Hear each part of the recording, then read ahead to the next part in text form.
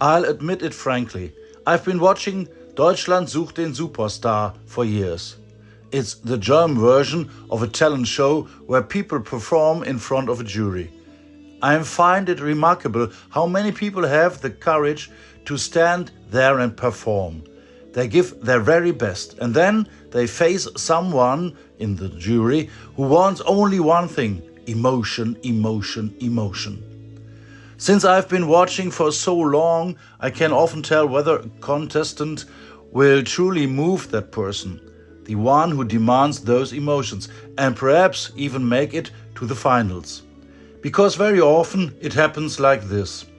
Even with very good voices, songs are simply sung correctly. Every note is right, the timing is perfect, but somehow nothing comes across. Why is that? Maybe because the song isn't really theirs. Because it isn't a new song, but an old one, something reheated. All of this came to mind when I read the weekly Impulse. There we encounter someone who is not singing but praying, and yet calls others to sing. It says, "Sing to the Lord a new song, for he has done marvelous things." As I continue reading this psalm, I realize this is not about a perfect song, not about flawless notes or a polished performance. The whole world is invited to join in. The sea, the rivers, the mountains, everything is meant to sing along because God is acting, because He is doing wonderful things. And I ask myself, what does my song sound like? Is it sometimes just correct, but not truly real? Do I often just repeat words I know, melodies I've practiced, without them really coming from within me? The new song spoken of here seems to be something different. It is not new in the sense of newly composed.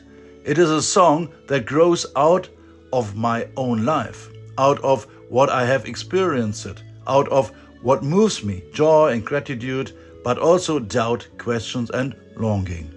Perhaps that is exactly the difference I sense again and again in the show, whether someone is simply singing or whether someone is revealing something of themselves. Whether there is a person standing there doing everything right, or someone about whom I feel this is real. And I realize, I too, I'm invited to such a new song.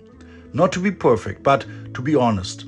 Not to impress, but to allow myself to be moved by what God is doing in my life.